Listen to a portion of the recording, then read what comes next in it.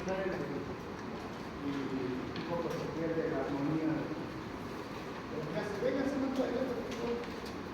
Y no voy a tener que hablar con él. ¿Usted quiere, doctor?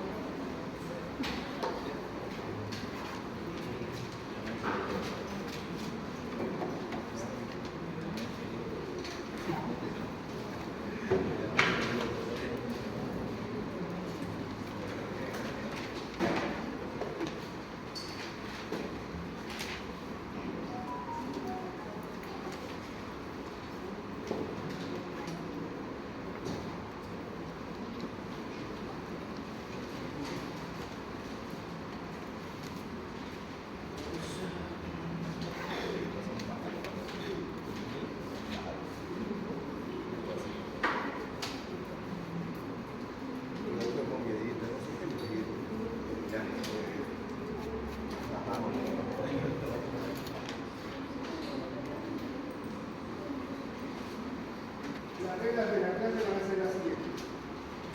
Las personas que quieren chatear mientras estamos en clase pueden hacerlo afuera. Van a tener igual asistencia. Pero no me gusta que alguien esté chateando, yo de Ricardo sigue chateando, de alguien entonces, si van a chatear, a mí no me molesta, pero afuera. Y las personas que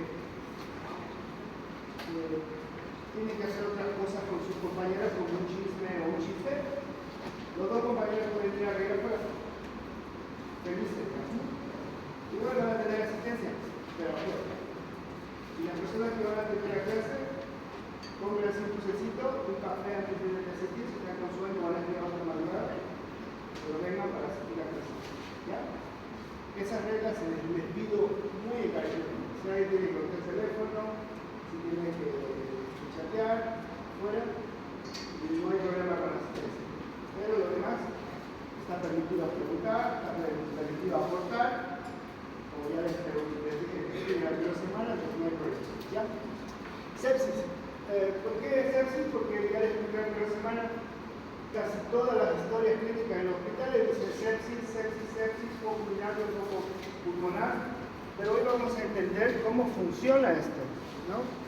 Antes, quiero que vean este cuadro de factores determinantes de la salud.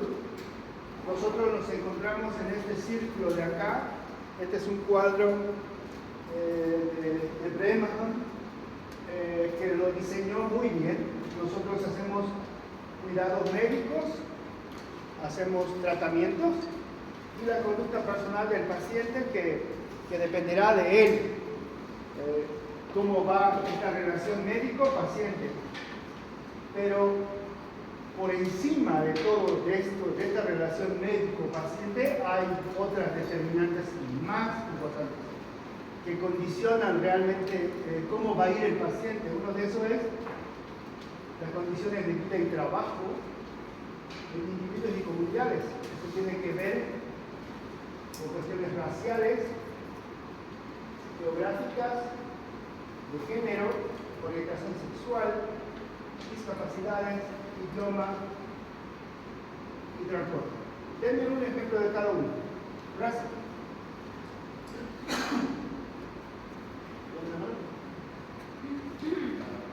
Moreno, blanco. No, una enfermedad que tenga que ver con la raza. La persona de raza negra tiene más probabilidad de tener una Ya la hipertensión arterial, las personas de eso está comprobado. Raciales, personas de raza negra son más propensas a tener enfermedades de tipo hipertensivas y vasculares, ¿no? Las personas de raza blanca, estamos hablando blanca, tienen predisposición a colagenopatías, enfermedades autoinmunes, ¿no? Entonces aquí entra este punto.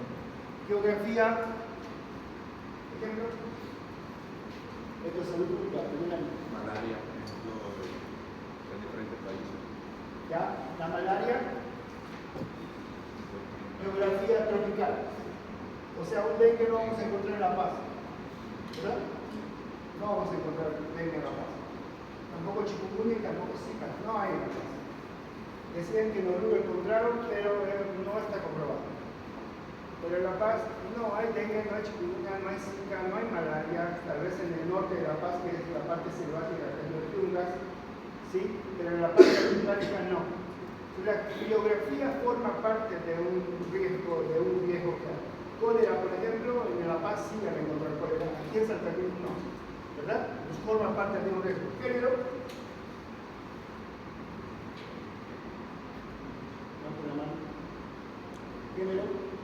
hay casos donde los varones tienen más riesgo de pulmonares, bebida, cigarro y demás. ya.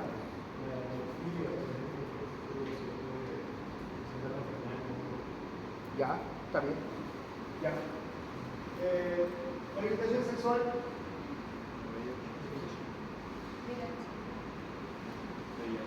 VIH. ¿No?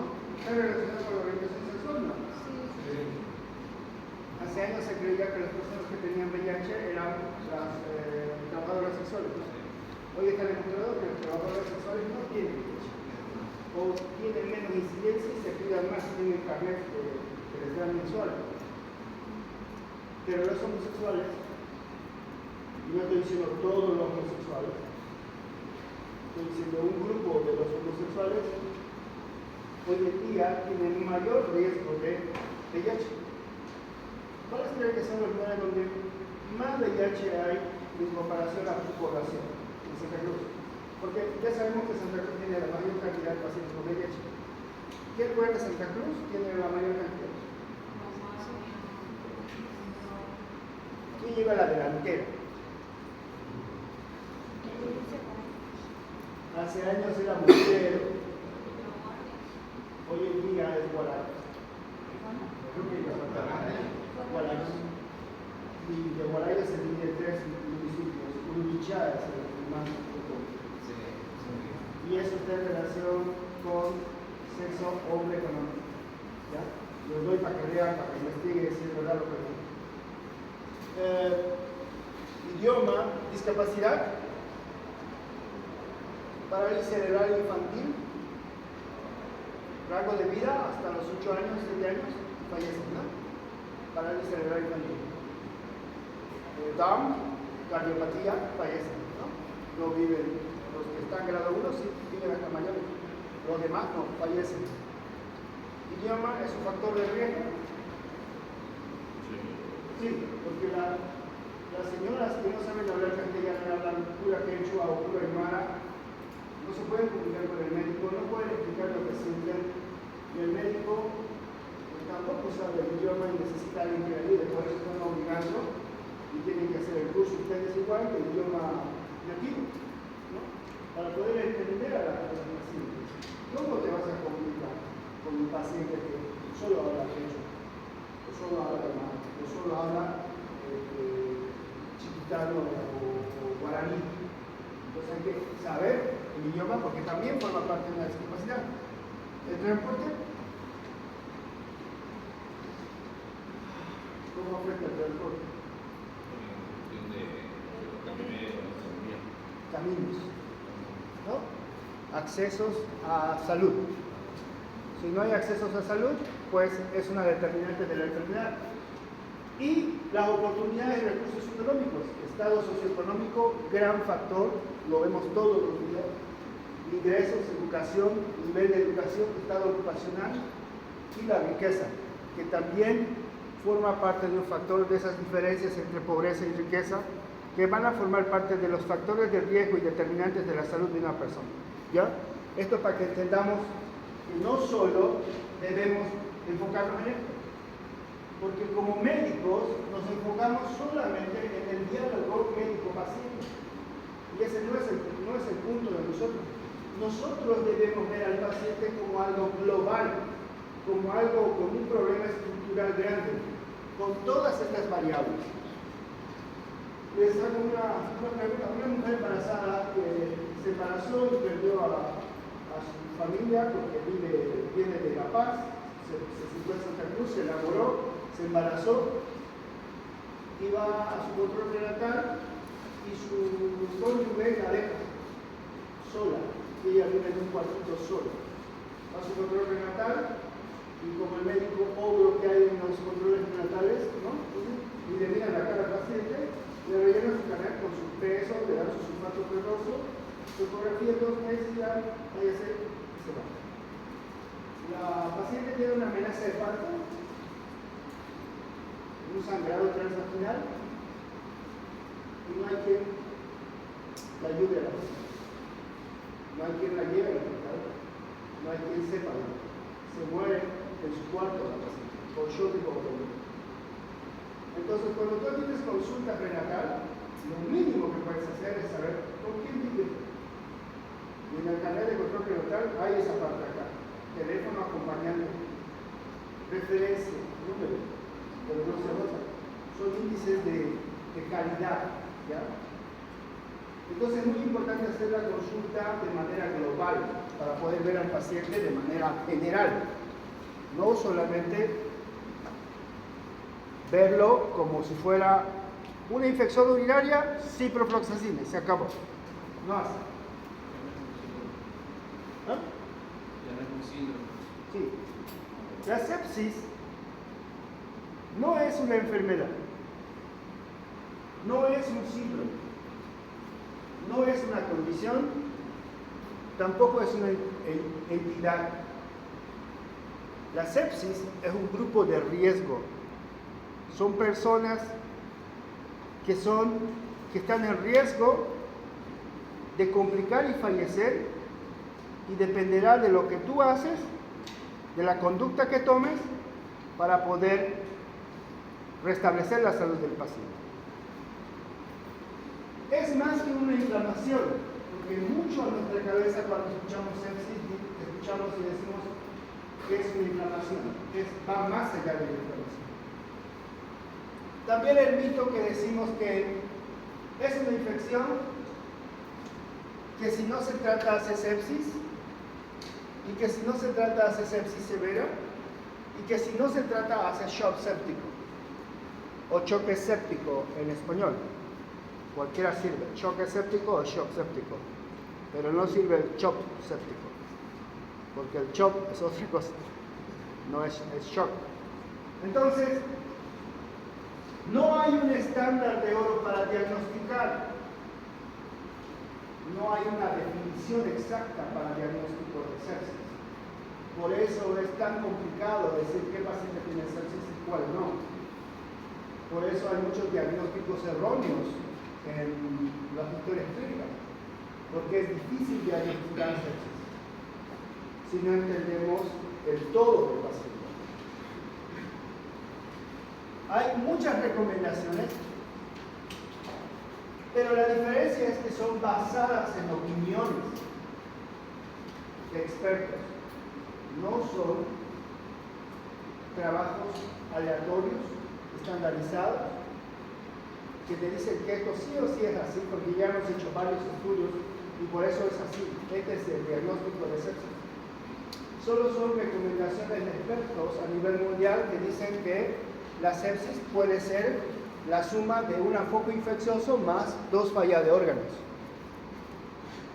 Y esa recomendación viene de consensos a nivel mundial. Entonces, esto como preámbulo. Seguramente en fisiopatología van a llevar la fisiopatología de la sepsis. Seguramente. ¿Quién va a hacer fisiopatología?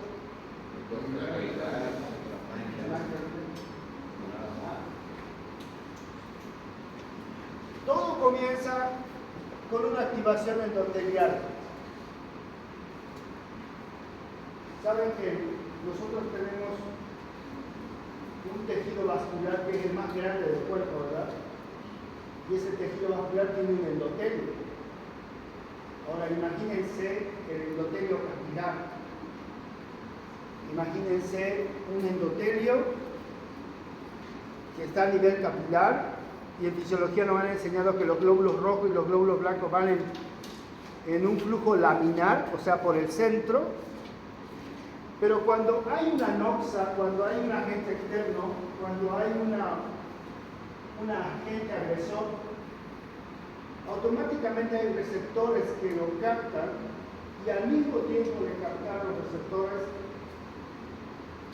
promueve la secreción de citocinas proinflamatorias.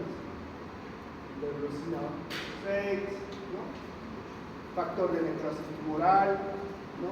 Interleucina 1, interleucina 18, que automáticamente van a ser secretados y a nivel del endotelio van a provocar un aumento de la permeabilidad capilar.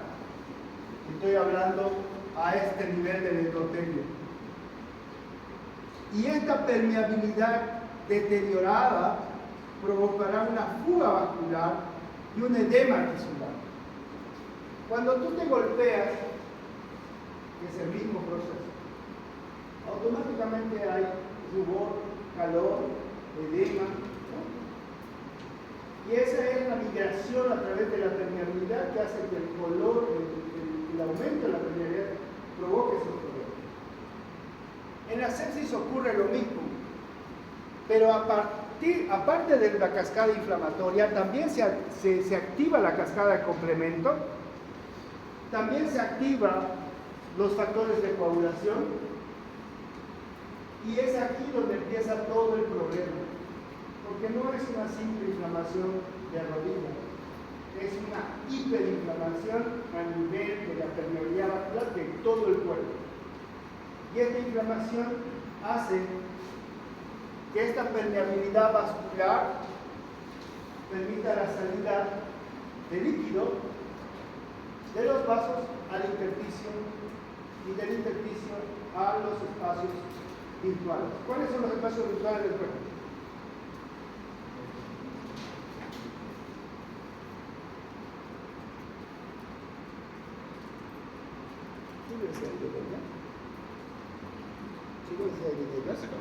¿Sí? ¿Cuáles son los espacios virtuales?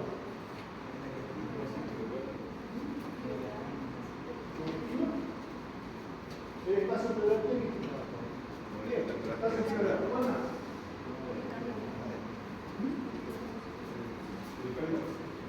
El espacio pericárdico. O el espacio entre las hojas pericárdicas. ¿Cuál más? Morrison.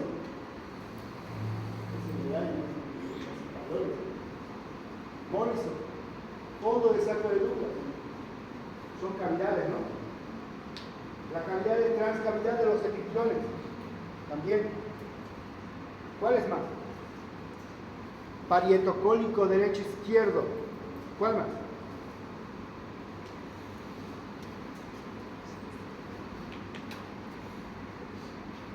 Entonces, cuando nosotros tenemos aumento en la permeabilidad, todos los líquidos van a ir a esos espacios. Todos los líquidos.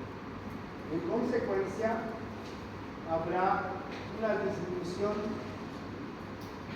del intravascular, caracterizada por colapso de los vasos. Como consecuencia de ello, habrá una disminución de la presión a nivel renal. Y si el glomérulo no tiene presión, automáticamente va a haber una lesión a nivel renal. Ahora, si el espacio pleural se llena de líquido, ¿qué va a pasar?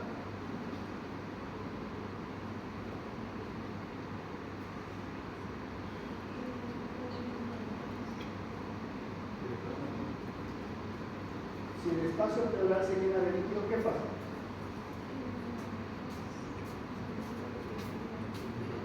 Vamos bien. El espacio pleural, ¿se acuerdan de la anatomía? ¿No? Tenemos las dos hojas, ¿no? Visceral, parietal, ¿no? Y automáticamente hay un espacio ahí virtual. Si se llena todo de líquido, ¿qué va a pasar? El tejido pulmonar se va a comprimir. A eso llamamos atelectasia o compresión del parénquima pulmonar, se va a colapsar. Y ese espacio se va a llenar de líquido. A eso nosotros llamamos derrame pleural.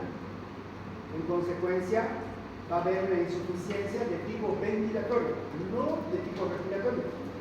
ventilatoria porque el pulmón se está achicando y no hay forma de que entre aire ahí. Entonces va a haber insuficiencia ventilatoria. Porque si fuera respiratoria el problema sería intersticial, sería celular, pero no hay un problema celular. Se llenó de líquido nomás el espacio pleural. Entonces, habrá falla respiratoria, ¿no? Entonces tenemos falla respiratoria, tenemos falla renal por colapso del intravascular. Y si hay colapso intravascular, ¿cómo estará el flujo cerebral?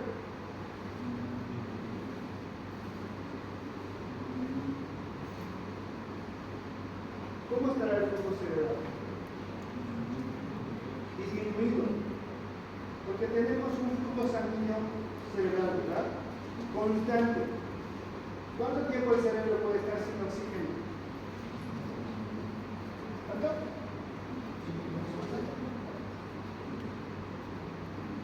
¿Cuánto tiempo?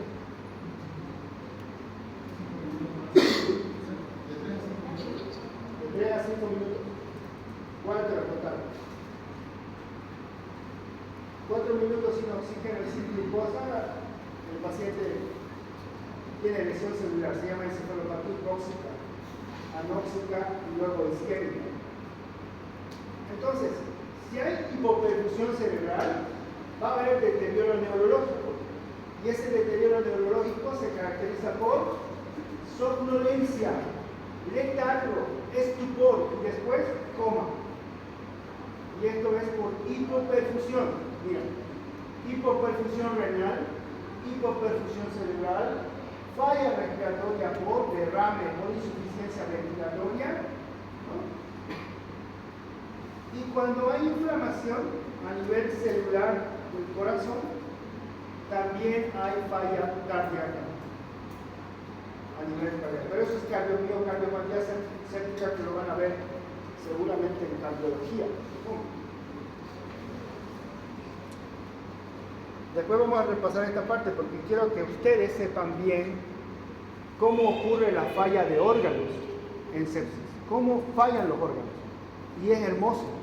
¿Por qué las plaquetas descienden? ¿Por qué la presión arterial desciende? ¿Por qué a nivel neurológico hay un deterioro neurológico? ¿Por qué hay falla respiratoria? En consecuencia, cuando llega tu paciente a la emergencia, tu paciente no llega, pues doctor, estoy mal, estoy con sepsis. El paciente llega boqueando. Ay, ay, ay. Y tú le dices, ¿qué tiene? Y no te responde. Porque hay hipoperfusión cerebral. Porque hay falla respiratoria. Y cuando le colocas, no ves tu orina, le colocan la sonda Foley, sale una orina concentrada. No colúrica, porque colúrica solo se habla cuando tiene bilirrubinas elevadas, ¿no? Colúrica. Pero cuando está concentrada decimos está deshidratado el paciente, está colapsado. Y cuando escuchas pulmón, no se escuchan los ruidos respiratorios, lo que llamaban antes el murmullo vesicular, ¿verdad? Antes se llamaba así, ahora se llama ruido respiratorio. Y no se escucha nada, no son audibles. Y haces tu percusión y es mate. ¿Por qué? Porque está lleno de líquido. Entonces ya vos podés discernir que están fallando los órganos. Y de pronto dices, ¿pero por qué? ¿Qué pasó? Y hablas con el familiar y le dices diabética. Y tiene en su pie una lesión que ya se educaba y cuando encuentras el pie negro con partes ya con fibrina. Y ese es el foco infeccioso, el que desencadenó todo. ¿Verdad? Bueno, sigamos. Miren, aquí está Borg. Él es Roger Bohm. Hasta antes de 1991, ¿sí?, no podían llegar a un consenso sobre la sepsis. No podían decir qué es sepsis. Entonces, recién en 1991, el doctor Roger Bohm sacó su guía de la sepsis, definiciones de sepsis, con un consenso de expertos, pero guiados por él. Porque antes, hasta incluso en la época de Galeno, en el Diálogo de Homero, decían que ante la infección es importante que ocurra este proceso de putrefacción para que la persona se mejore. Porque sepsis significa putrefacción. Esa es la traducción del griego. Causada por bacterias. Y decían, los antiguos decían que es necesario que la persona pase por esta etapa para que se salve, decían. Pero la mortalidad era alta. Cuando una persona entraba en ese estado, se moría.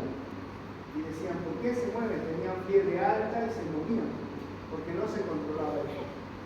Pero él ya, con sus expertos, ya definieron qué es sepsis. Y aquí aparecía infección, aquí aparecía bacteremia, septicemia. ¿Se acuerdan? ¿Han escuchado esa palabra? ¿Septicemia? Si alguien habla de septicemia ahorita, no se ha actualizado. Está en 1991. Ahorita estamos en otro año. La última guía salió en 2021. Esto es de 1991 y septicemia estaba como concepto, ¿no? Estaba el concepto de sepsis, estaba el concepto de sepsis severa, estaba el concepto de shock séptico, ¿no? Ya definidos en la guía de 1991 en la revista Chest de la Sociedad Americana de Tórax. Y publicaron este cuadro, que es muy interesante. Sepsis es la conjugación de un foco infeccioso más SIRS. ¿Quiénes han escuchado de SIRS? Levanten la mano. Hasta tercer año de medicina. Solo uno. 2, 3, 4, 5. Bueno, SIRS es 1931. SIRS ya murió. Pero antes las historias, cuando yo era estudiante de segundo año en medicina, todavía había diagnósticos de SIRS. Y los jefes te decían, este paciente, ¿cuál es su diagnóstico? Es SIRS, doctor. SIRS. ¿Qué significa SIRS? Síndrome de respuesta inflamatoria sistémica. ¿No?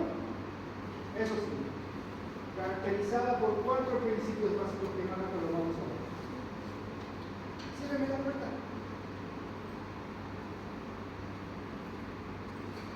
Entonces, decían que SIRS más foco infeccioso era sepsis. Y SIRS es fiebre, leucocitosis, leucopenia, ¿no?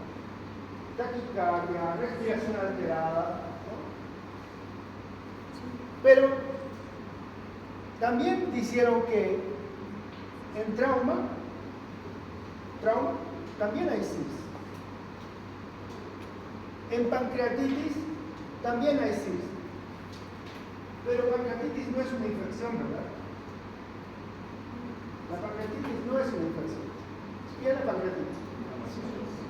Es un proceso de hiperinflamación. Y como es una inflamación tan fuerte, duele mucho. En consecuencia, si el colédoco se tapó y el Wilson llega con el colédoco, se juntan ahí y ahí se tapó, y el páncreas, todas sus citocinas que desembocan por ese colédoco se tapan y como reflujo vuelven al páncreas y el páncreas se empieza a inflamar, ese dolor es insoportable. Y es un proceso inflamatorio que se quema el propio páncreas. Y el paciente grita de dolor, es un dolor en el cinturón, ya van a ver, vayan los senos, ¿no? En serio van a ver cómo es el dolor en el cinturón del paciente con pancreatitis. Pero no es infección, ¿no? También han hecho que las bacterias sean causantes de sepsis en primer lugar, pero también hay por hongos, por parásitos y por virus. Hemos tenido sepsis por virus por 2 años y nos ha hecho sonar, nos ha hecho repasar los libros de nuevo para entender cómo puede un virus causar sepsis. Y yo diría que ahora podríamos cambiar la torta, las bacterias aquí y los virus acá, porque el SARS-CoV-2 realmente ha causado estragos en los pulmones de los pacientes. Y por el mismo estado hiperinflamatorio que les digo, los pacientes con SARS-CoV-2 hacían falla renal, hacían falla neurológica, obviamente falla respiratoria, hacían trastornos de plaquetas, hacían trastornos hepáticos y era sepsis viral completamente.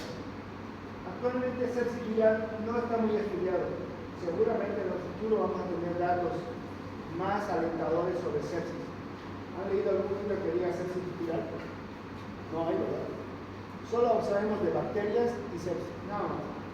Inclusive los hongos han tomado en esta pandemia un realce. La pregunta es ¿por qué? ¿Quién me dice?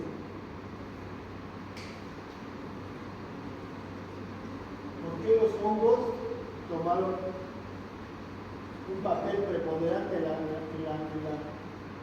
pandemia? Porque hasta antes del recovery, que es el gran estudio que hicieron para encontrar el corticoide como solución del COVID y evitar las intubaciones con el corticoide, hasta antes de eso, todo era plasma, todo era remdesivir, tocilizumab, todos los medicamentos de Estados Unidos. Yo tomé Caletra. ¿Sabes qué es la Caletra? Es el tratamiento para VIH, para SIDA. Es horrible. Yo lo tomé. 12 días lo tomé. Porque el doctor Saavedra, que ha sido mi docente también, él era el asesor del Ministerio de Salud. Y como salió un artículo, uno solo, en el New England, que decía que la Caletra tenía un 35% de probabilidades de que pueda tratar el COVID con éxito. Y el doctor Saavedra, como siempre se adelanta a las cosas, pues publicó que sí o sí se debería usar Caletra, porque en Estados Unidos están utilizando y el ministerio dio Caletra a todo el mundo, porque viene del Banco Mundial, no es un medicamento que lo compra el ministerio. Para los pacientes con VIH, su tratamiento lo recibe el Banco Mundial, entonces ellos tienen su medicamento gratis. Y ese medicamento nos dieron a todos los COVID. Me hubiera gustado que me dieran tableta, me dieron jarabe, así que fue horrible. 12 días, sin resultado. Como yo era médico y mi foto paró en toda la prensa porque era médico intensivista, trabajaba con pacientes que estaban en terapia intensiva yo, fue publicada mi foto a nivel nacional y el plasma me lo trajeron en el helicóptero de Tribeni, con un mensaje del dueño del plasma. Gracias, ¿cómo es? Mandiles blancos, ustedes salvan la vida, que no sé qué. Me dieron mi plasma, la prensa filmó mi plasma cómo entraba a mi brazo y toda la cosa. Pero yo no me sentí bien por recibir el plasma ni por la cabeza. Yo estaba empeorando hasta que salió el recovery una semana después y dijo que los corticoides son la terapia para evitar las intubaciones de los pacientes con COVID. Recibí mi primera dosis de metilprednisolona y yo me sentí al día siguiente. Al siguiente día mi saturación de 82 subió a 90 y con 93 ya me quedé en mi casa, ya no quería seguir en la casa. Mejoré. ¿Se acuerdan del gobernador de Beni? ¿Quién sabe quién es? El gobernador de Beni actual. Unzueta. Él en la pandemia fue un héroe y hacía su cóctel de tabletas. ¿Qué daba? ¿Se acuerdan? Antes que salga el recovery, el estudio más grande de los corticoides. Él daba aspirina, daba prednisona, daba ibuprofeno y uno más. Eran 4 tabletas y los entregaba en bolsitas a los que estaban con COVID. Le daban prednisona, le iban a tomar uno por día, le entregaba y sale la espalda. Sus masajes que hacían. salía en la tele, sanaban. Los pacientes sanaban. Claro, los que tenían gastritis y malaspirina sanaban también, pero sanaban del COVID, ¿no? Sanaban del COVID. Y uno decía, ¿qué tiene este tipo de eso? Obvio, le estaban dando un corticoide potente, que es la prednisona, y los pacientes mejoraban. Gracias a eso, hoy en día el gobernador, odontólogo, ¿no? Porque el colegio médico lo criticó, porque un odontólogo está dando tratamiento que es de un médico, no es de un odontólogo, así hubo una media pelea ahí. Pero salió el recovery y fue la solución para la pandemia. Este estudio, en algún momento se lo voy a pasar al grupo, pero dexametasona 6 miligramos 1 por día durante 10 días, metilprednisolona 125 miligramos por 3 días en difusión, hidrocortisona 50 miligramos cada 6 horas por día por 3 días, y la prednisona 5 miligramos día por 6 días. ¿Qué causó el corticoide para que los hongos salgan a la luz?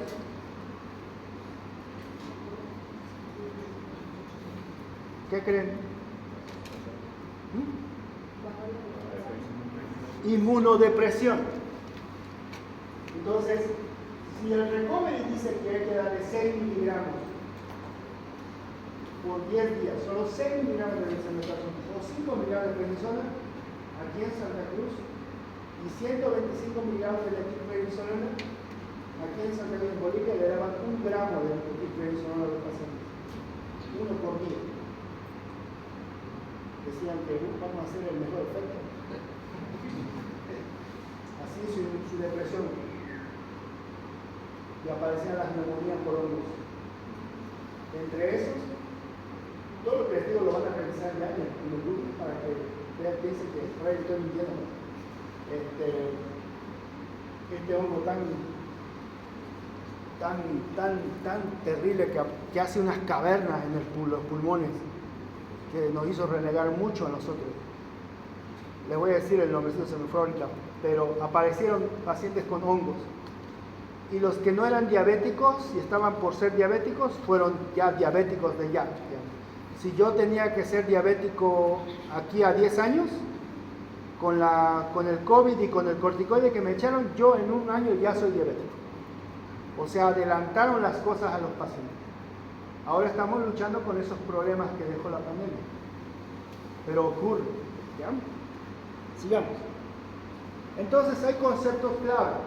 SIRS, síndrome de respuesta inflamatoria sistémica, este es el estudio por si acaso. Síndrome séptico, sepsis grave, shock séptico. Eso era 1991. Los conceptos de 1991 sobre sepsis. ¿Ya? ¿Y qué caracterizaba esto?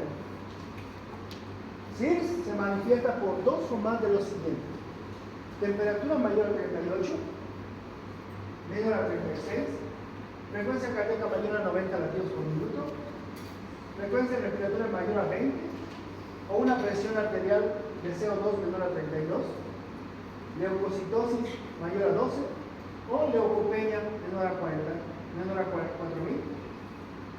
Y la teoría, la definición era SIRS, o sea, 2 o más, SIRS más evidencia o sospecha clínica de infección. O sea, una infección urinaria más 2 de estos era sepsis. Ahora yo me pregunto, esto es muy sensible, pero yo digo que no es excesivo. Puede ser muy sensible, pero no es excesivo. ¿Por qué es muy sensible? Porque ¿puedo tener fiebre sin tener infección? Sí. Las mujeres pueden tener fiebre cuando están ovulando. Si tengo pancreatitis puedo hacer fiebre, ¿no? Puedo tener fiebre. ¿Puedo tener taquicardia? Sí. Yo tengo frecuencia de 96. De 90, 95, por ahí. 8. ¿Puedo tener 105 latidos por minuto? ¿Me está escuchando? Sí. Mucha gente tiene el ritmo cardíaco acelerado y no está con infección. ¿No? ¿Puedo tener frecuencia respiratoria mayor a 20? Sí. ¿Puedo? ¿Quiénes son asmáticos? ¿Alguien me llama? Un asmático. Los asmáticos que se quedan asmáticos hasta la edad adulta, hasta los 50, 60, ellos ya entran en un complemento de EPOC, que no es el propio, pero están dentro de ese rango.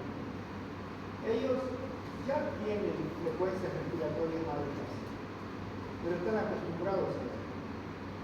Los mineros, fibrosis pulmonar, los pacientes con enfisema, esos pacientes están acostumbrados a tener frecuencias respiratorias altas y no están con infección. Entonces, esto es muy sensible, pero no es específico de sepsis. ¿Puedo tener leucocitosis? ¿O no? ¿O sí tengo leucocitosis por infección? Bueno. Porque puedo darle un porrazo manejando moto, ¿no? Paro, bajo. Me golpeé, aquí un moretón, todo, me hago un examen, seguro tengo 12.000 de blancos. Seguro. ¿Es infección? No. Pancreatitis, leucocitosis de 18.000 llegan. Los pacientes no pancreatitis. Y no tienen infección, es una inflamación. Entonces es muy sensible, pero no específico, ¿no? Esa fue la causa por la cual retiraron SIRS de la definición de pancreatitis. Era muy sensible pero poco específico y por eso lo retiraron. Por eso actualmente no se usa. En tus rondas de visita médica no se utiliza SIRS para diagnosticar sepsis. No se hace. Sepsis grave era una sepsis asociada a hipoperfusión, hipotensión y difusión de órganos. Hipotensión, tal presión arterial sistólica menor a 90, una TAM menor a 70 y un descenso de 40 milímetros en la presión arterial sistólica. Hipoperfusión, acidosis láctica, oliguria, alteración del estado mental o fracaso orgánico.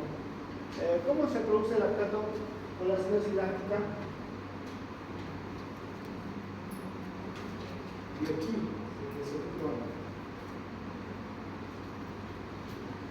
El lactato es producto del piruvato, ¿verdad? Pero ¿cuándo es producto del piruvato? Cuando hay disminución de la oxigenación. Si hay disminución de la oxigenación, el piruvato se convierte en lactato. Y ese lactato anda circulando en el cuerpo. ¿Tú tomas un laboratorio? ¿Tomas? ¿Quieres hacer lactato y encuentras lactato elevado? ¿Qué te dice eso? Que como hay falta de oxígeno, hay hipoperfusión, y si hay hipoperfusión, el lactato va a estar elevado. Es consecuencia de la falta de oxígeno de la acidosis láctica. Y la oliguria es por depresión de volumen. Como les había hablado hace un rato, como el volumen intravascular se ha disminuido, hay depresión de volumen, la presión de volumen llega poco al riñón y en consecuencia hay oliguria. Y obviamente después va a haber alteración de la creatinina, alteración de la urea, ¿no? Y demás, fracaso orgánico. Sepsis grave, que actualmente ya no está en los consensos sepsis grave, desapareció. Hipotensión inducida por la sepsis a pesar de una resucitación de fluidos adecuada, ¿no? Y shock séptico, sepsis grave que cursa con disfunción del sistema cardiocirculatorio. Entonces, ¿cuál es la característica principal de la hipotensión? Es que a pesar de que si le damos líquidos, a pesar de darle líquidos, sigue con presión baja. Si yo tengo mi paciente en mi consultorio de emergencia de una clínica o de un centro de salud, ¿cómo es tu nombre? Mariana. Tú. Si tu paciente llega a tu consulta de emergencia en una clínica y viene con presión de 60-40 y te dice estoy mareada, ¿qué es lo primero que hace? Lo que se te venga a la mente. Todos podemos fallar, ¿ya? En la residencia, mi compañero de residencia me dejó 3 meses knockout y todos los días me sopapeaba. 3 meses. Hasta que dije, no debo estudiar y yo lo dejé toda la residencia abajo. Fui el jefe de residente de todo el hospital. Así que no. Pero los primeros 3 meses era una vergüenza, de verdad. Los jefes decían, yo creo que azúcar le falta estudiar. Yo creo que azúcar nos va a traer dolor de cabeza. Pero era porque estaba yo en shock, pero algo así. ¿Qué harías? Todos podemos equivocar. ¿Qué harías? ¿Alguna idea?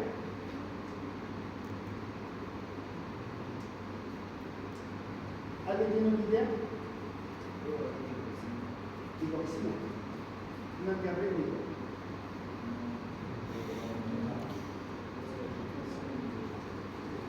Ya.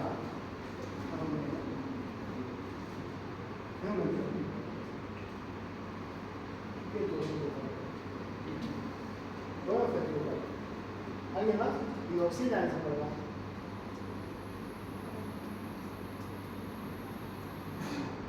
Líquido. Bien, líquido. ¿Qué líquido veo? Líquido normal. Ya, un cristaloide, un suero fisiológico normal, ¿no ves? Le damos 300 cc de carga hídrica, porque por ahí el paciente ha vomitado, ha sangrado, por ahí no ha comido nada 3 días. Entonces lo primero que tenemos que hacer es darle líquido. Normalmente los pacientes, les digo la verdad, no toleran llorar cuando ya llegan al hospital, porque ya llegan al hospital mal. Entonces lo primero que tienes que hacer es establecer una vía venosa y darle líquido. Lo que dice él es líquido normal. ¿Está bien? Darle un cristaloide. Le podemos hacer una resucitación con fluidos adecuados. Dicen, háganle una vía y pase de 300 cc de líquido.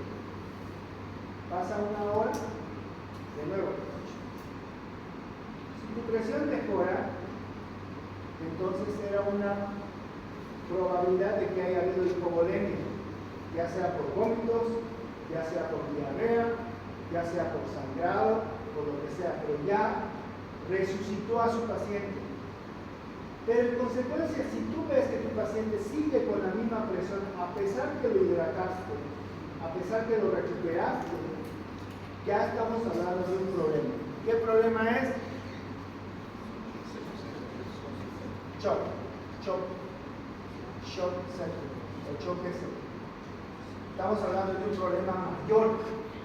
Y este shock, no solamente podría ser séptico, podría ser cardiogénico, podría ser neurogénico, dependiendo de lo que se trate. Pero tan solo con esa medida que te digo, de que llega tu paciente con 60-40 de presión, le hiciste reanimación con no respondes, ya hay un problema grave.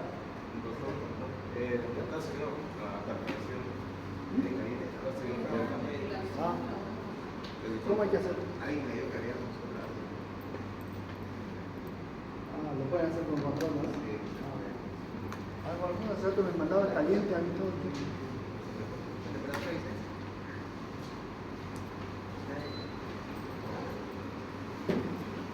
Entonces, 10 años después del 2001, 10 años después, se volvieron a reunir los expertos. ¿Cuántos eran de estos? En Washington, 29 participantes. El 2001. recomendaron que las definiciones de sepsis, sepsis severa, shock séptico de 1992 deberían mantenerse. O sea, mantuvieron las definiciones de sepsis del 91, pero cometieron un gran error. ¿Cuál es el gran error? Ampliaron la lista de criterios. Ampliaron más criterios. O sea, dijeron que era muy limitado CIRS, muy limitado. Entonces vamos a tener que aumentar más criterios.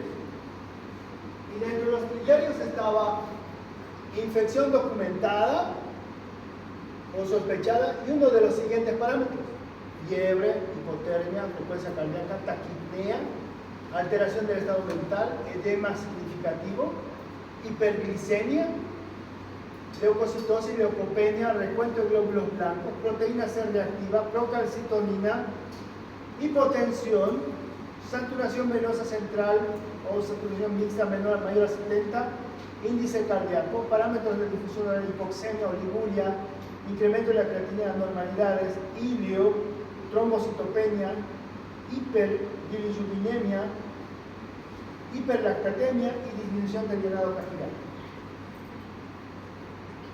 O sea, eso para hacer en un centro de salud no da, ¿no? No hay procalcitonina, no hay PCR, no hay lactato, no hay gasometría arterial. En un tercer nivel sí podemos hacerlo, pero es muy largo. Esto también fue bajado de los criterios de sepsis para diagnóstico de sepsis. Fue desechado porque es mucho. Hoy en día se sabe que el llenado capilar o moteado, esos puntitos rojitos que aparecen en las rodillas de los pacientes que están mal, es similar al lactato. Están en el mismo nivel. ¿Cuánto cuesta el lactato? 400 bolivianos. Y podemos hacer 3 veces al día. ¿Son 1.200? 1.200 bolivianos por día. Que hacer el llenado capilar cada 10 minutos si quieres. ¿Cómo se hace el llenado capilar? ¿Alguien sabe? Nada, preguntar a su docente, señor. Agarran un portaobjeto, ¿ya? Y lo ponen en su dedo con el portaobjeto. Cuentan 1, 2, 3, 10 segundos. Y sueltan. Tiene que llenarse en menos de 2 segundos. Si se prolonga, hay hipoperfusión. Yo le hago eso con mis pacientes. Mi palma le pongo en la panza y arriba, 1, 2, suelto, mi mano queda toda marcada. Y digo, realmente está mal así. Hay que perfundirlo. Y lo primero que hacemos es hacer líquido. Primero hacemos líquido. Entonces, me vas a decir la hora porque yo me paso y me vas a decir la hora. Entonces, vino sepsis 3, porque en 1991 era sepsis 1, en 2001 era sepsis 2 y en 2016 sepsis 3. Otro consenso. Y aquí ya sacaron una definición que es la definición más actual que hay actualmente. Y esto se lo voy a preguntar. Se define como una disfunción orgánica que amenaza la vida, originada por una respuesta desregulada del huésped frente a una infección. Los criterios CIRS fueron descartados por considerarlos de poca utilidad clínica y por ser poco específicos. Sí, muy sensibles, pero poco específicos, ¿no? Esto salió en el JAMA en 2016 y actualmente seguimos utilizándolo como criterio. Desaparecen los criterios CIRS, desaparece el término sepsis grave, la escala SOFA toma un papel preponderante y aparece un nuevo concepto de QI-SOFA o Q-SOFA. La situación de shock séptico pasa a tener diferencias sustanciales. Ahí está el estudio que valida SOFA, que no es un sofá, sino es una escala, ¿no? Que estudiaron 1.449 pacientes y lo validaron como una herramienta que realmente sirve para valorar falla de órganos en pacientes con sepsis. Y ahí está la escala, que también se la voy a preguntar. Esta escala es el principal parámetro que tú tienes que valorar frente a tu paciente, especialmente si en la emergencia tu paciente llega mal. Mentalmente ya tienes que preguntarte, ¿cómo está respirando? Mentalmente tienes que preguntarte, ¿cómo estarán sus plaquetas? Mentalmente tienes que preguntarte, ¿cómo estarán las bilirrubinas? Mentalmente tienes que ver y esperar que la presión arterial media está normal. Mentalmente tienes que fijarte que el sistema nervioso central a través de la escala Glasgow está normal. Si la función renal está bien, a través de la creatinina o el flujo urinario, si tu paciente orina o no orina.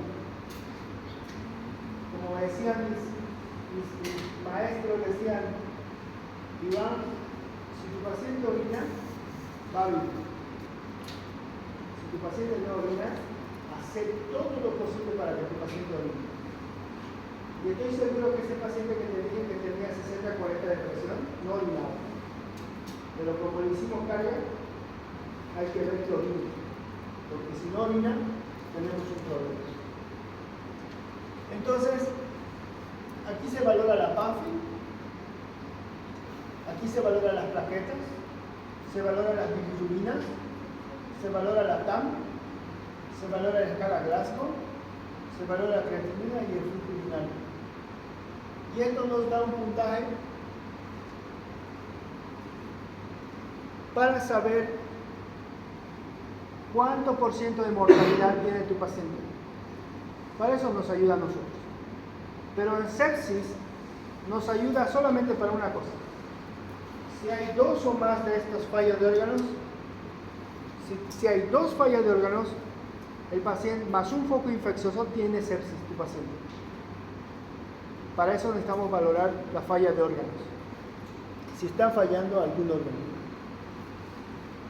El criterio de shock séptico es clínico compatible con sepsis más hipotensión persistente que precisa soporte con vasopresores para mantener una presión arterial media mayor o igual a 65. Algo que quiero que se graben es que esperan encontrar ustedes en un paciente cuando llega la emergencia. ¿Qué es lo que esperan encontrar?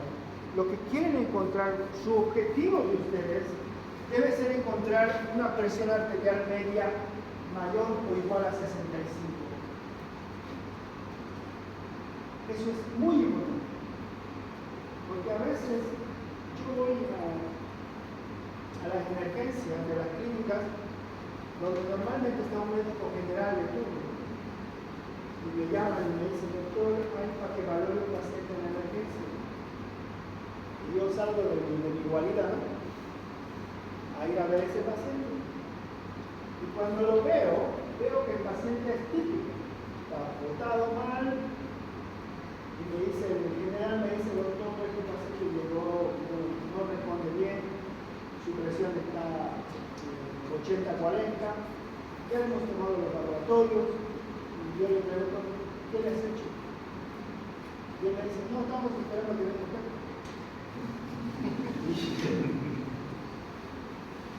Tu presión debe ser, media debe ser de 65. Si tienes 50 de presión arterial media, debes hacer líquidos. Ringer normal, solución fisiológica, Ringer lactato, se puede dar. Nunca usar almidones, nunca usar almacén, poliquinina, coloides, no usar eso. Solo fisiológico. Si le das 300 de carga y más rato le das otros 300 de carga y no mejora la presión, aquí vamos de nuevo. En esta etapa ya tú tienes que desligarte del paciente, porque ya hasta aquí llegaste tú, hasta colocar este medicamento. Ya le das al que viene, pero hasta aquí tienes que hacer, hasta iniciar esta droga. Y aquí ya que se encargue el otro médico, qué sé yo, el neumólogo, el cardiólogo, el emergenciólogo, el terapista, pero hasta aquí tienes que llegar. No puedes no llegar hasta acá. ¿Qué vasopresor le vas a dar? El vasopresor por excelencia, noradrenalina. Tienen ampollas de 4 miligramos. Tú puedes agarrar una bolita de 4 miligramos, diluirla en 100 cc de agua. Yo le digo agua a la solución fisiológica, por si acaso.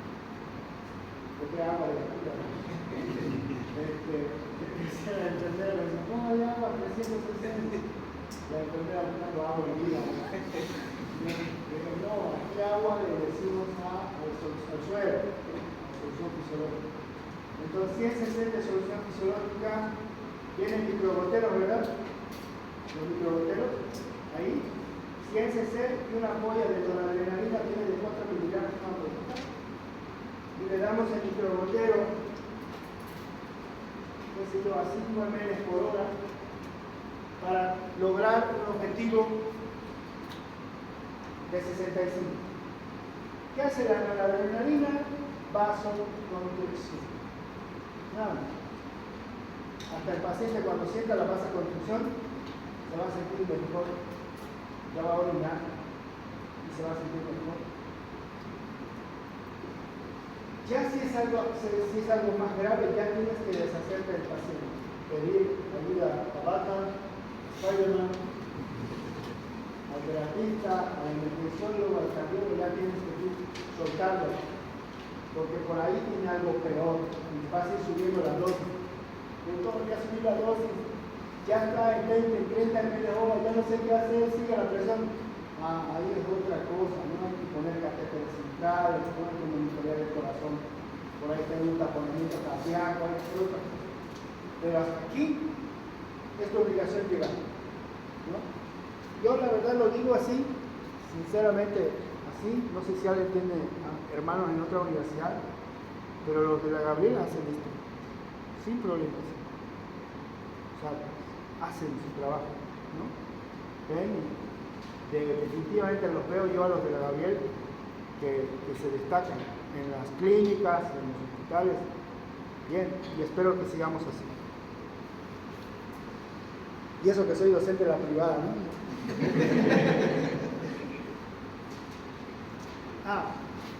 Después apareció este estudio en 2016 que validó el Busofa. Esta escala es más fácil de usar, ¿ya? ¿Y para qué validaron esta escala? Para que cuando tú estés pasando por la sala de tu hospital puedas valorar el estado neurológico, el estado mental, puedas valorar taquipnea, puedas valorar hipotensión. Si el paciente tiene 2 o 3 puntos de estos, alto riesgo de que el paciente pueda tener sepsis. Ejemplo, si... ¿Cómo es tu nombre?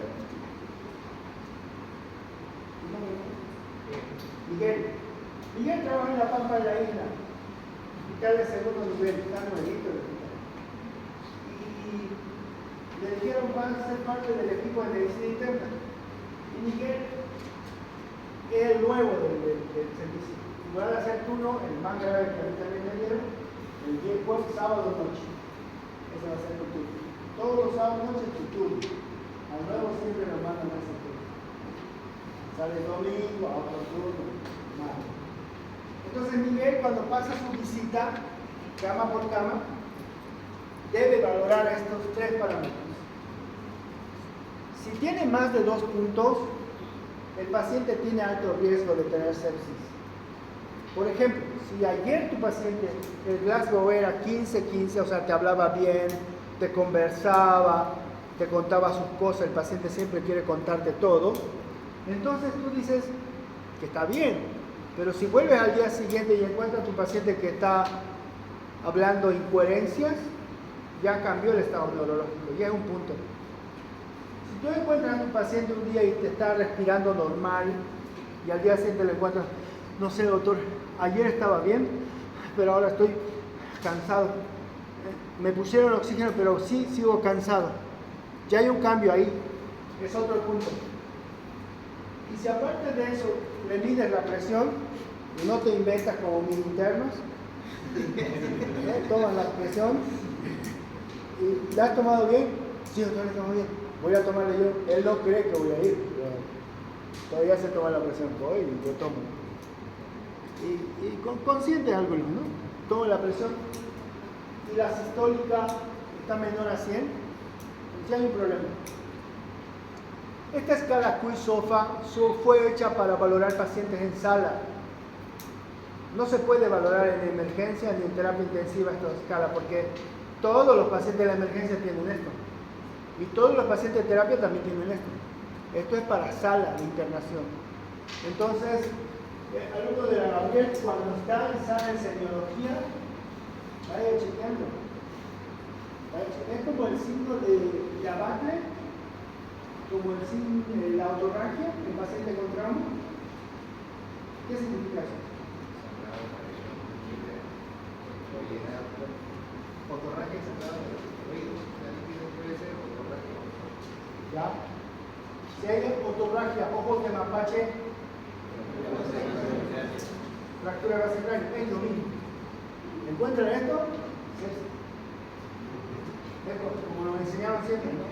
Ojos de mapache con otorragia, está roto abajo el esfenoides con la porción petrosa del temporal, está partido, porque se ha vaciado sangre. O sea, por la hendidura esfenoidal se pasó sangre y aquí los ojos como de mapache y el sangrado acá más, la porción petrosa del conducto auditivo está roto.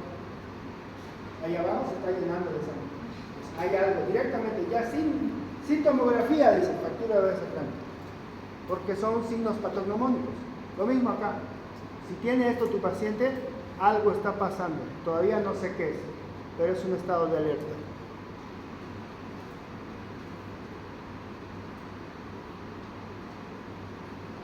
Bueno, esta es la validación para Q-SOFA.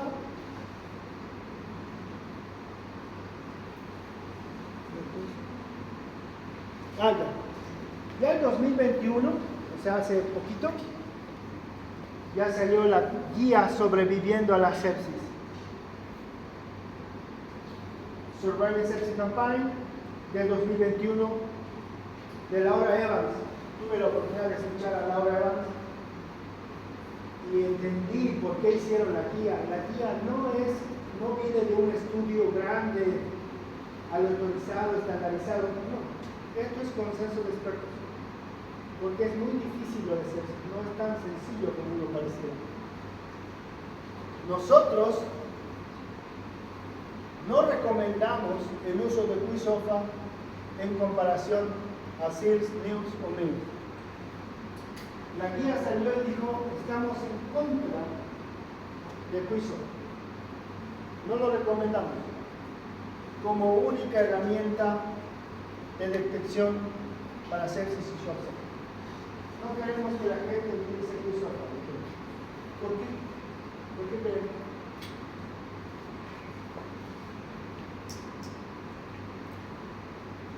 Esto es nuevito, 2021. ¿Por qué creen? Los que están consiguiéndome con la clase así bien saben por qué. Cualquier paciente puede tener taquipnea. Cualquiera puede tener. A ver, vamos a preguntarle. ¿Cuánto es tu presión normal? Presión arterial normal. ¿Nunca te has medido? ¿Ah? No digas. ¿Tu presión cuánto?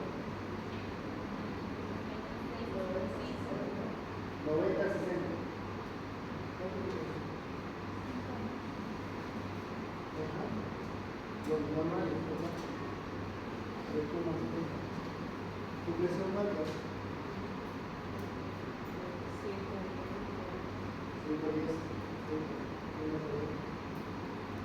Doctor, varía la persona de linaje extranjero a una persona.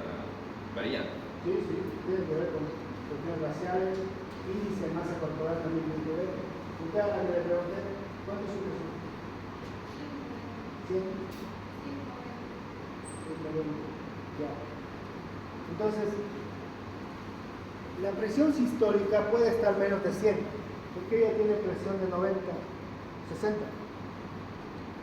Entonces, de nuevo, es muy sensible, pero poco específico. Por eso lo derrumbaron. Pero SIRS no. Leucocitosis, ¿no? Leucopenia, ¿no? Fiebre. Había sido más específico que Quisofa. Y dijeron, en comparación con SIRS, no queremos Quisofa en comparación con SIRS, como una sola herramienta. Se puede utilizar varias herramientas. En conclusión, ¿qué les quiero decir? Que es importante saber SIRS. Y si quieren volvemos atrás, porque algunos me miran, ¿qué es SIRS? ¿No? Temperatura, frecuencia cardíaca, frecuencia respiratoria y leucocitosis. Eso es SIRS. O sea que SIRS tiene una ventaja sobre Quisofa. Es importante saber SIRS entonces, porque así vas a poder evaluar a tu paciente cómo está, así vas a poder ver realmente cómo está yendo tu paciente con SIRS, para sacarnos una conclusión de cómo puede estar yendo tu paciente.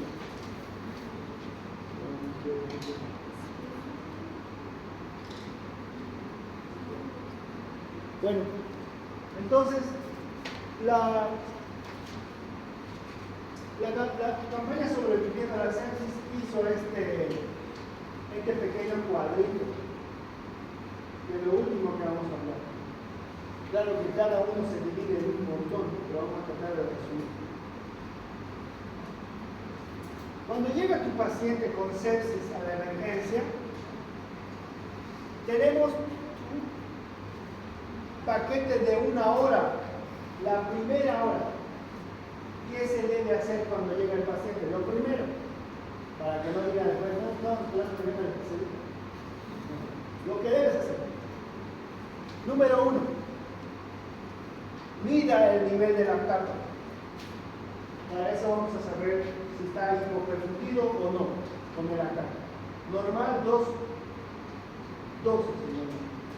arriba de 2, lactato elevado, hipoperfusión, mayor a 2. ¿No? 2. Obtener hemocultivos.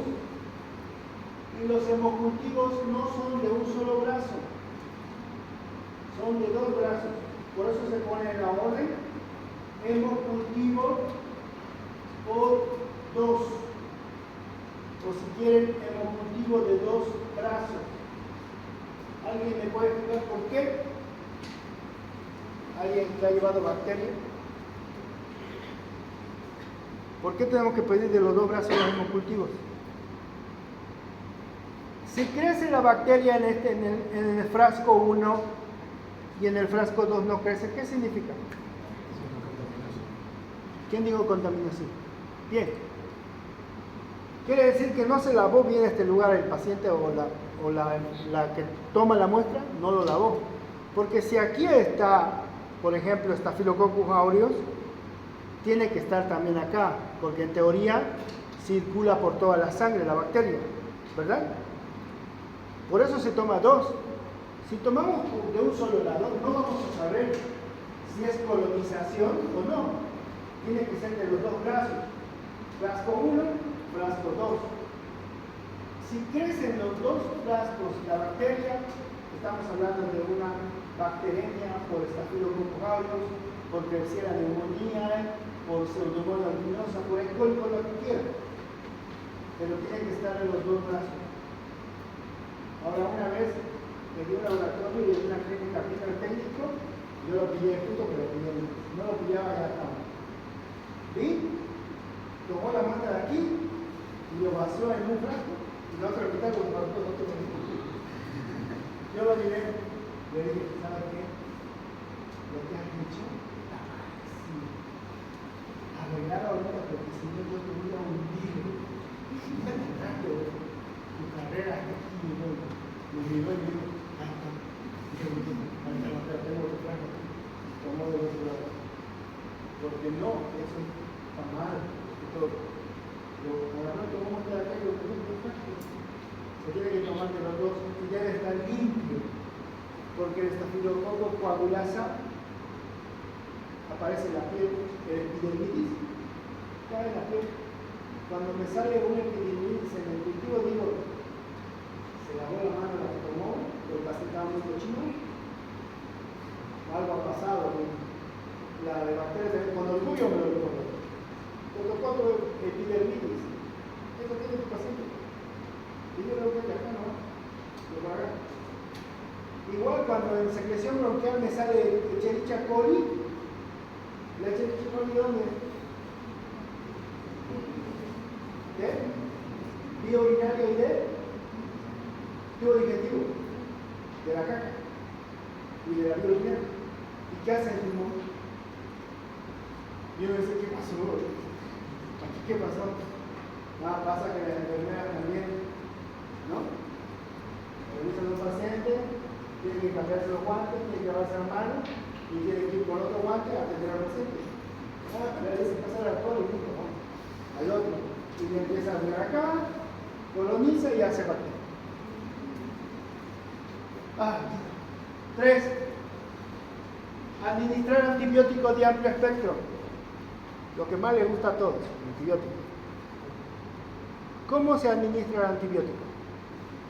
Porque no es cualquier antibiótico. Debemos conocer al paciente para administrar antibióticos. La guía ETSA 2016 dice establecer factores de riesgo para resistencia de antibióticos de los pacientes. ¿Cuáles son esos factores de riesgo de resistencia? 1. Haber recibido antibióticos previos a 3 meses atrás. 2. Ser un paciente que haya estado internado anteriormente en el hospital. 3. Paciente renal. 4. Paciente con cáncer. 5. Paciente inmunodeprimido. Ese es un paciente con factor de riesgo para resistencia a antibióticos. ¿Qué quiere decir eso? Que la amoxicilina, la ceftriaxona, la ciprofloxacina no le va a hacer nada. Porque tiene factores de riesgo para resistencia. Entonces, ¿qué hay que darle a ese paciente? Un antibiótico que sea para gérmenes resistentes, pero que no sea de muy amplio espectro, que tal vez lo vamos a necesitar después. En teoría, ¿qué quiero decirles? Que no es darle un internet directo. Le daremos el más poderoso, un bravo caracho. No basta. Porque si tienes una infección urinaria, tu paciente es diabético, hace 3 meses se internó por lo mismo, y hace 6 meses se internó por lo mismo, y vos le vas a dar ciclo, están jugando con la infección. Vos tenés que usar un antibiótico de mayor rango en este tipo de pacientes. Ahora, si tu paciente viene por primera vez, y te dice, doctor, mi examen de orina infeccioso, mi cultivo de Escherichia coli, y sensible a todo, dale ciclo y mandar a su casa por todo. Pero si tu paciente llega, ya me internet de ALS, sigue la misma bacteria, yo no sé qué hacer, doctor, bueno, vamos a utilizar antibióticos de amplio espectro, empezando por amikacina, ¿no? Empezando por ceftazidima, que es una cefalopatía de tercera generación. Si queremos darle vía oral cefixime o cotrimoxazol, luego de dar en dosis de 800-160. Pero lo que yo les encargo primero es establecer si el paciente tiene factores de riesgo para resistencia antibiótica o no. Porque la Escherichia coli, por ejemplo, tiene una E. coli salvaje normal, pero también tiene una E. coli bre, que significa tetralactamasa de espectro extendido, que es un mecanismo de resistencia que tiene la E. coli, y no va a morir. Porque porque le das norfloxacina, ¿no? Entonces, hay que pensar qué dar. Eso lo vamos a ver cuando veamos la infección urinaria. El 4. Comience rápido a administrar 30 ml de cristaloide para hipotensión. 30 ml por kilogramo de peso. ¿Cuánto pesa? 100?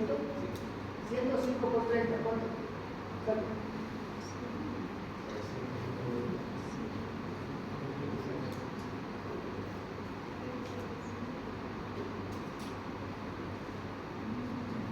¿Tenemos? ¿Cuánto? 3.150, son 3 litros, ¿no? En una hora. 3 litros en una hora. Es la hidratación que necesita el compañero si estuviera con sed. ¿Cuánto pesa? 67 por 30.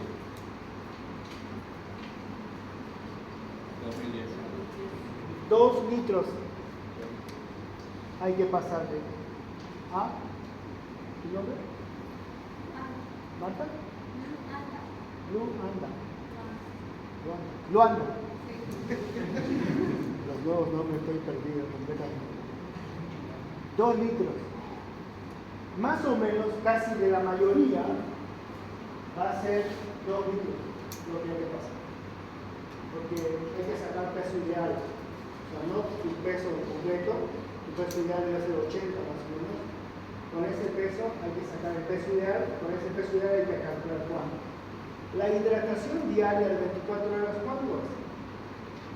Si tú tienes a tu paciente internado en sala y dices, le voy a pasar su hidratación, 10 gotas, 10 gotas y se acabó. No es así. ¿Cuánto es la hidratación? 30 ml por kilogramo de peso. Por kilogramo. ¿Cuánto pesa? 49 por 30. ¿Cuánto es? Un litro, 1400. ¿Sí? 1500, pongámoslo. ¿Ya? Eso debe entrar en 24 horas. 1500 en 24 horas. ¿Cuánto es eso? 1500 en 24 horas. ¿Cuánto?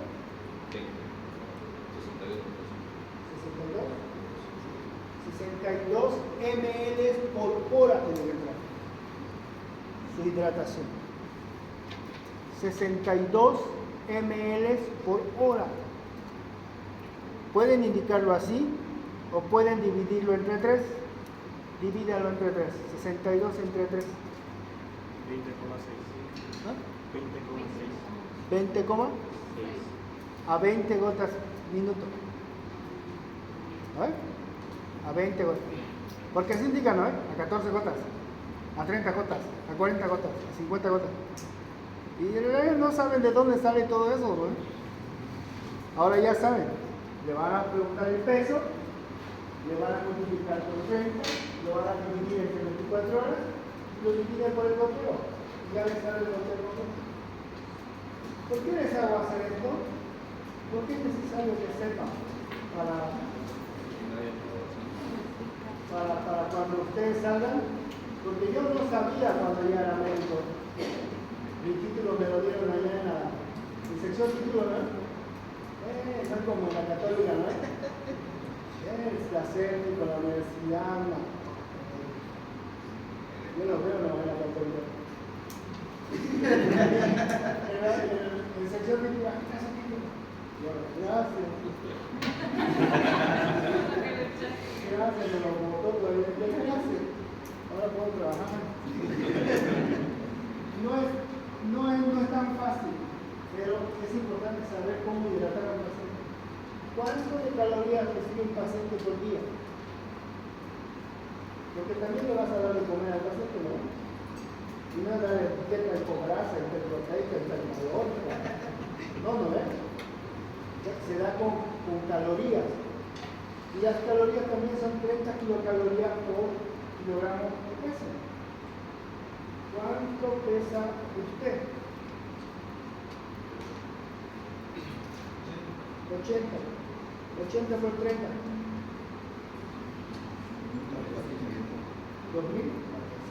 2400. Él necesita 2400 kilocalorías al día. Al nutricionista del centro de salud tiene que decirle que la dieta para el paciente en el día, una dieta corriente, hiperproteica, blanca, blanda, todo lo que quieran de todos los colores, tiene que tener 2400 kilocalorías. Así se debe indicar la dieta. ¿Ya? Nos vemos.